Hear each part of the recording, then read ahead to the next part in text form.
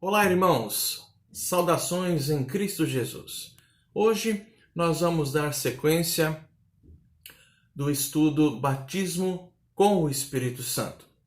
Como prometido, já falamos sobre a manifestação do Espírito Santo em Samaria, Atos capítulo 8.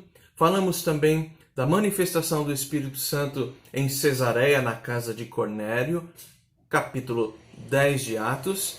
E hoje, encerrando assim o nosso estudo como um todo, falaremos sobre a manifestação do Espírito Santo em Éfeso, Atos capítulo 19. Muito bem, vamos ler a palavra de Deus justamente nesse texto, Atos 19, do primeiro versículo ao versículo 7. Diz assim: Aconteceu que, estando Apolo em Corinto, Paulo, tendo passado pelas regiões mais altas, chegou a Éfeso e, achando ali alguns discípulos, perguntou-lhes: Recebestes, porventura, o Espírito Santo quando cresces? Ao que lhe responderam: Pelo contrário, nem mesmo ouvimos que existe o Espírito Santo. Então Paulo perguntou: Em que, pois, fostes batizados? Responderam: No batismo de João Batista. Disse-lhes Paulo: João realizou o batismo de arrependimento, dizendo ao povo que cresce naquele que vinha depois dele, a saber, em Jesus. Eles, tendo ouvido isto, foram batizados em o nome do Senhor Jesus, e, impondo-lhes Paulo as mãos, veio sobre eles o Espírito Santo, e tanto falavam em línguas como profetizavam. Até aqui, Atos 19, de 1 a 7. Meus irmãos, a defesa pentecostal da segunda bênção também é fortemente defendida neste texto, defendida aqui em Atos capítulo 19. Mais uma vez, os pentecostais ressaltam que entre os gentios ocorreu a evidência do derramamento do Espírito Santo. E isto porque, ao ser derramado o Espírito Santo sobre os gentios de Éfeso, eles falaram naquela ocasião, falaram em línguas. E por conta disso, os pentecostais trilham, definem e afirmam a doutrina da segunda bênção. Mas vamos dar uma olhada no contexto histórico dos crentes lá da cidade de Éfeso. Vejam só, os fatos relatados aqui em Atos 19, especialmente de 1 a 7, aconteceram muitos anos depois do caso lá de Atos 10, ou seja, do caso de Cornélio. Eles ocorreram no início, vejam só, da terceira viagem missionária de Paulo. Ao chegar em Éfeso, Éfeso era a capital do paganismo, digamos assim, na época, era uma importante referência ao mundo gentílico essa cidade. Éfeso era uma cidade extremamente idólatra que cultuava a deusa Diana. Em Éfeso havia o grande templo da deusa Diana, não é isso? Havia uma rica indústria que sobrevivia das vendas de imagens da deusa Diana. Éfeso era, portanto, uma grande porta para a pregação do Evangelho, para a transformação de vidas a partir do Evangelho de Jesus Cristo. Especialmente para alcançar gentios além da Palestina, fora da Palestina. Pedro e o apóstolo João, eles se envolveram anteriormente nos acontecimentos, vocês se lembram, lá de Samaria, em Atos 8. Lá em Atos 10, Pedro e seus 6 irmãos judeus se envolveram nos acontecimentos na casa de Cornélio. Agora, Atos 19, é Paulo que ocupa a cena. Paulo é o apóstolo diretamente envolvido aqui em Éfeso. Paulo estava bem fora do ambiente, digamos assim, do ambiente judaico. Ele estava entrando cada vez mais no mundo dos gentios, no mundo gentílico. Entre os gentios lá de Éfeso, havia discípulos de João Batista. E esses discípulos não conheciam, digamos assim, com precisão, plenamente o Evangelho. Também não conheciam, em decorrência disso, não conheciam o batismo com o Espírito Santo. E ocorre um fato muito curioso: a inabilidade de um homem chamado Apolo. De fato, um homem de Deus, um homem muito piedoso. Ocorre que os efésios, na verdade, os discípulos efésios, não conheciam o batismo com o Espírito Santo porque Apolo, que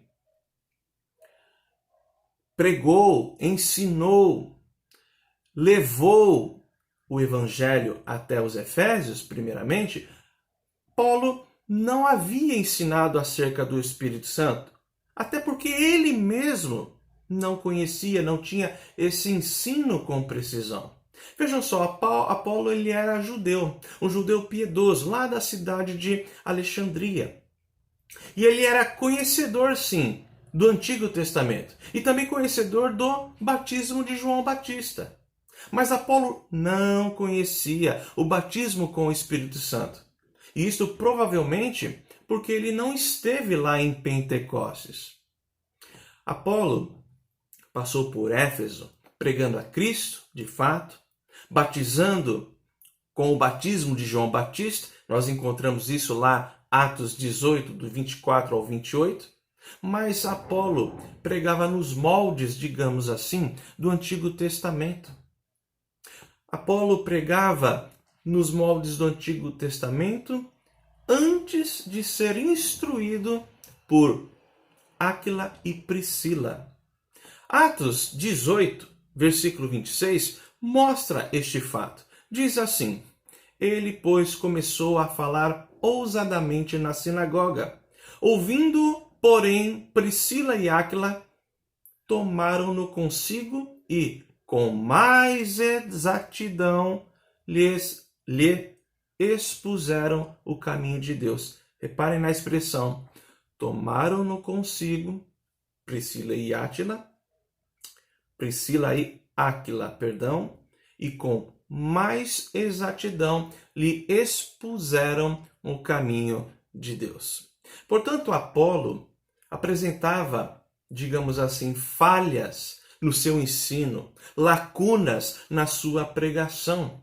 Ele omitia involuntariamente, por desconhecimento, o batismo com o Espírito Santo. Vamos dar uma olhadinha na passagem propriamente dita.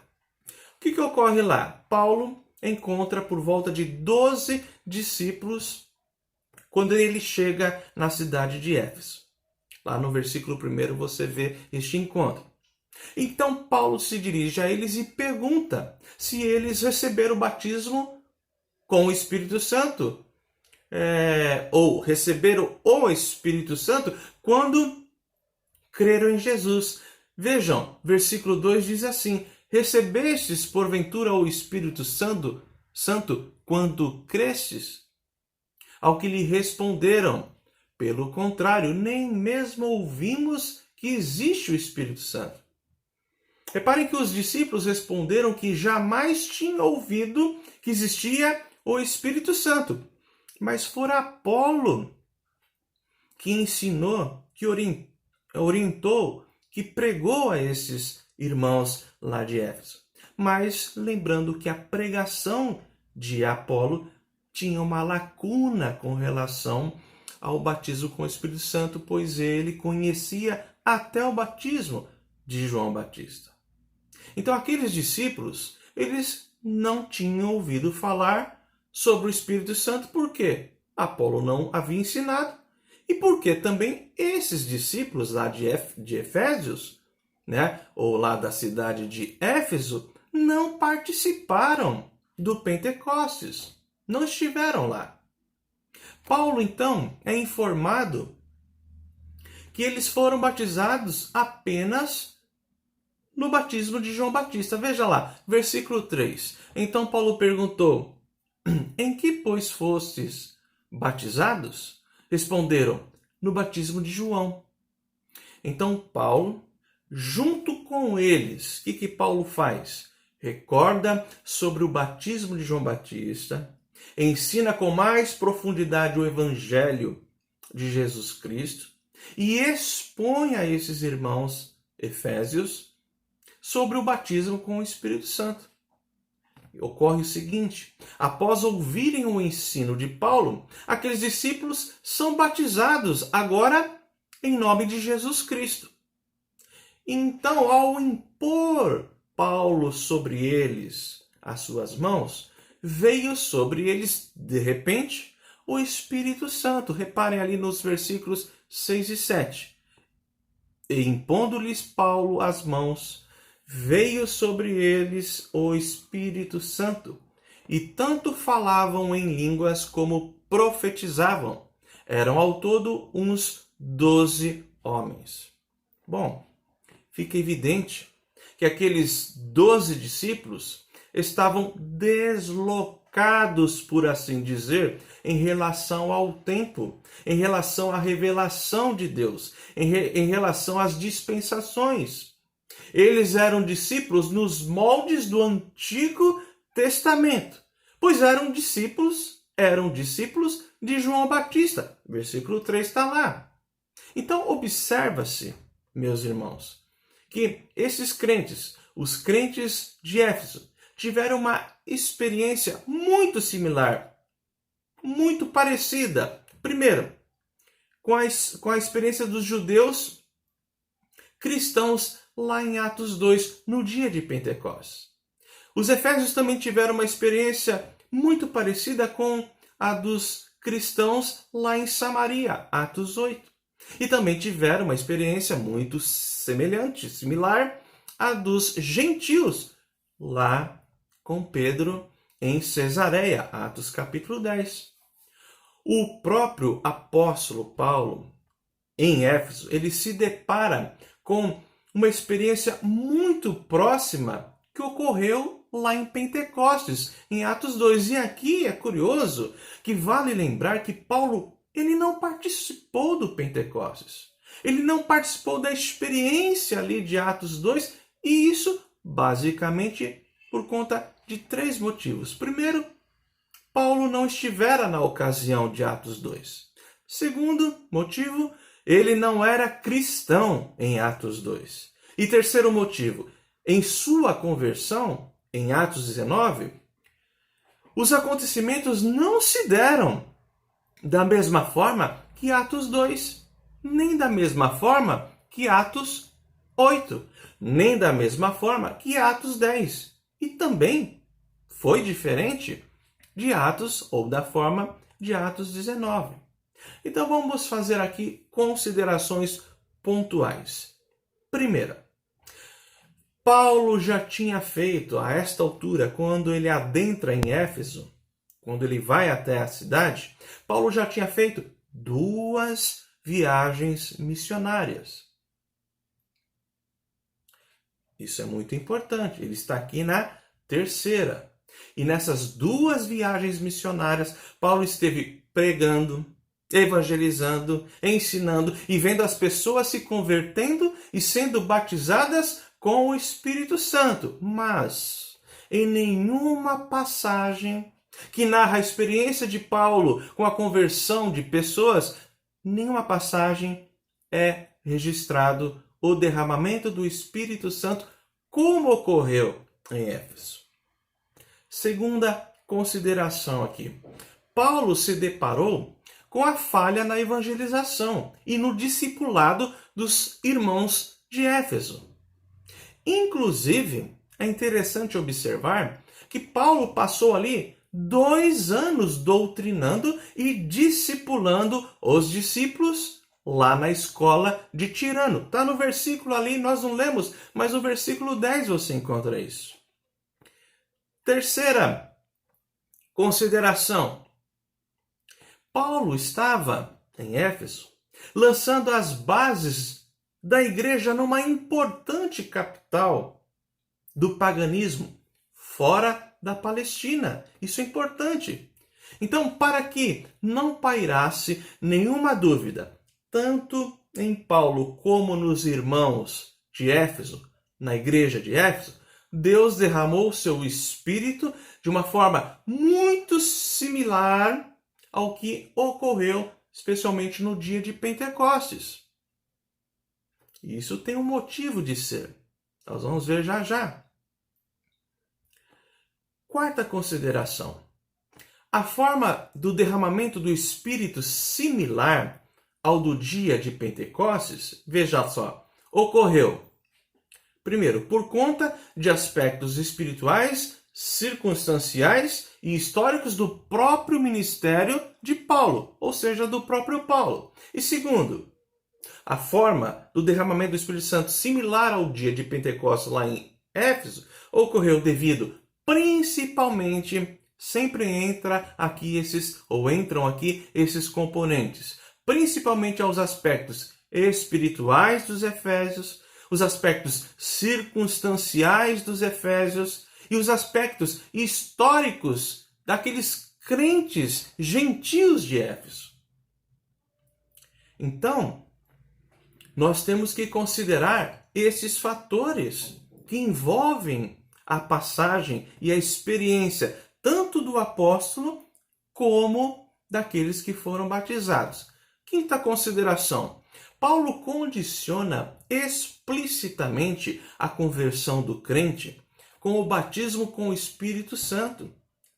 Reparem, Paulo, na sua dogmática, digamos assim, na sua doutrina, no ensino paulino, você percebe que Paulo condiciona explicitamente a conversão do crente com o batismo com o Espírito Santo.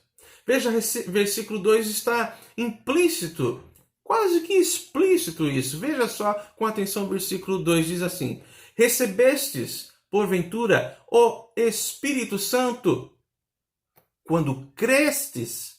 Reparem que não tem um hiato aqui entre a conversão, aquilo que os pentecostais dizem, primeira bênção, o batismo de Cristo, e depois de um tempo, mediante busca incessante, a segunda bênção. Ali sim seria o batismo do Espírito Santo, segundo o pensamento pentecostal. Paulo pergunta o seguinte, olha o que estava embutido, incutido, olha a dogmática, o pensamento aqui teológico de Paulo. Ele pergunta: recebestes porventura o Espírito Santo quando crestes? Isso é sensível. Paulo não dá então margem para um batismo subsequente, isto é, posterior à conversão, a chamada segunda bênção. Então, para Paulo, o batismo com o Espírito Santo é um ato simultâneo à conversão. Sexta consideração aqui. Quando Paulo escreve aos Efésios, esses mesmos irmãos, posteriormente ele escreve uma carta a esta igreja, Paulo cita essa experiência, a experiência daqueles irmãos, a experiência quando receberam o Espírito Santo. Curioso isso. E Paulo cita isso lá no capítulo 1, versículo 13 da sua carta aos Efésios. Ele diz assim: em quem também vós, ou seja, em Cristo, depois que ouvistes a palavra da verdade, o evangelho da vossa salvação, tendo nele também crido, tendo crido em Cristo, reparem, vírgula, fostes selados com Santo Espírito da promessa. Vejam que Paulo não fala de uma busca posterior, uma busca pelo Espírito Santo, uma busca por poder.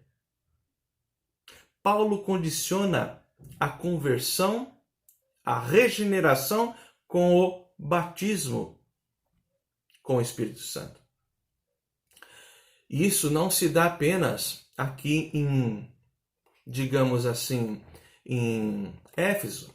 Olha só, ou na carta aos Efésios, na carta aos Romanos. Paulo discorre sobre o Espírito Santo sem mencionar uma vez sequer a experiência da tal segunda bênção. Pelo contrário, Paulo afirma que olha só, que não é possível ser cristão, ser de Cristo, sem ter o Espírito Santo. Paulo diz lá com todas as letras, Romanos 8, 9. Vós, porém, não estáis na carne, mas no Espírito, se de fato o Espírito de Deus habita em vós. E se alguém não tem o Espírito de Cristo, esse tal não é dele. Reparem novamente o pensamento teológico de Paulo. Ele fala, se de fato o Espírito Santo habita em vós, e se alguém não tem o Espírito de Cristo, aqui um sinônimo para falar Espírito Santo, esse tal não é de Cristo, esse tal não é cristão, não é de Jesus. Então percebam que não tem como ser cristão, ser de Cristo, sem ter o batismo com o Espírito Santo. Outros textos paulinos, por exemplo, 1 Coríntios capítulo 12, 1 Coríntios capítulo 6, 2 Coríntios capítulo 6 e outros textos, em outros, nada se lê sobre essa busca pela segunda bênção. Não se encontra isso em forma epistolar, em forma dogmática, em forma de doutrina. Isso nos leva à sétima consideração. Ou seja, a doutrina da segunda bênção, ela não é apoiada pelo livro de Atos, como numa primeira leitura pode até parecer, mas ela não é apoiada pelo livro de Atos, não é apoiada pelos evangelhos e não é apoiada pelas epístolas. Você não vê o ensino, o incentivo, o encorajamento pela busca da segunda bênção, batismo de poder, ou então batismo com o Espírito Santo. Oitava consideração. Os pentecostais erram ao darem ênfase à glorificação do Espírito Santo em detrimento da glorificação a Cristo. Este é um ponto sensível também para a reflexão. Irmãos, a principal função dentro do projeto, do plano redentivo, do projeto redentor, a principal função do Espírito Santo no plano redentor é glorificar a Cristo. A principal, vou repetir, função do Espírito Santo no plano redentor é glorificar o Senhor Jesus. Veja o que o próprio Senhor Jesus disse quando ele fala lá em João. Ele diz assim: quando vier, porém, o Espírito da verdade, ele vos guiará a toda a verdade, porque não falará por si mesmo, mas dirá tudo o que tiver ouvido e vos anunciará as coisas que hão de vir. Reparem agora. Ele, o Espírito Santo, ele me glorificará, porque há de receber do que é meu e vou-lo-á te anunciar. Percebam que a ênfase é a glorificação em Cristo e que Cristo, aliás, o Espírito glorifica Cristo na medida que revela, que batiza, que vivifica o coração do pecador e que também o orienta em toda a verdade e o consola. Outro exemplo, no sermão cristocêntrico lá de Pedro, Atos 2, depois do derramamento do Espírito Santo, você não vê Pedro falando das maravilhas, focando nos acontecimentos ali sobrenaturais, focando nas maravilhas, neste caso do Espírito Santo, isto é, das línguas e das ocorrências sobrenaturais. Você não vê Pedro destacando isso em sua pregação, mas você vê Pedro pregando e glorificando a Cristo. Você vê, por outro lado, o Espírito Santo glorificando e vivificando Cristo nos corações, na conversão das pessoas.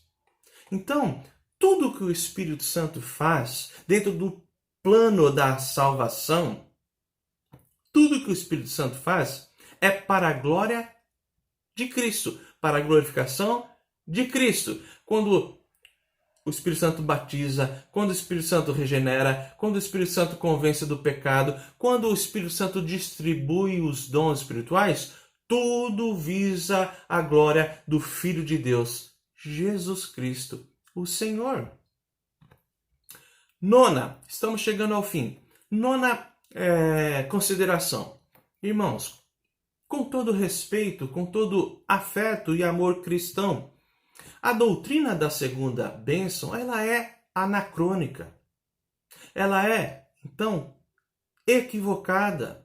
E com isso, por ser equivocada e anacrônica, ela acaba gerando muita confusão entre os crentes. E até conduzindo para a imaturidade de muitas pessoas, por conta dessa busca de poder. E agora sim, a última consideração para a gente encerrar. 10ª consideração. A experiência dos gentios de Éfeso é uma extensão também do que aconteceu lá em Atos 2. É como eu tenho chamado, didaticamente apenas. Nós podemos entender aqui didaticamente que o que aconteceu em Atos 19, lá em Éfeso, faz parte do que eu tenho chamado Pentecostes completo. Então, com a experiência em Éfeso, Deus estava ali completando Pentecostes enquanto um evento profético. Com a experiência em Éfeso, Deus estava cumprindo plenamente o derramamento do Espírito Santo, aquele que havia sido profetizado por Joel, o derramamento sobre toda a carne, isto é, sobre todos os povos. E vale observar que as experiências, reparem aqui, as experiências de Atos 8, Atos 10 e Atos 19 foram todas essas experiências testemunhadas e lideradas por quem? Pelos apóstolos. Porque para os apóstolos também tudo isso, como eu já disse em vídeos passados, também era uma certa novidade, especialmente ali para Pedro, para João. Com o derramamento do Espírito sobre os samaritanos, com o derramamento do Espírito sobre os gentios lá de Cesareia, com o derramamento do Espírito Santo sobre os gentios agora de Éfeso, Deus estava formando um povo só, composto, este povo por judeus e gentios, que é chamado Igreja de Jesus Cristo.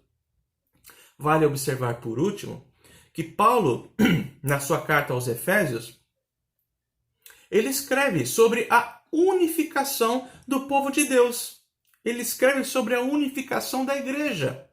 E essa unificação se dá através a unificação dos povos em um único povo, a igreja, se dá justamente através do batismo com o Espírito Santo. Você pode checar isso lá em Efésios capítulo 2, a partir do versículo 11.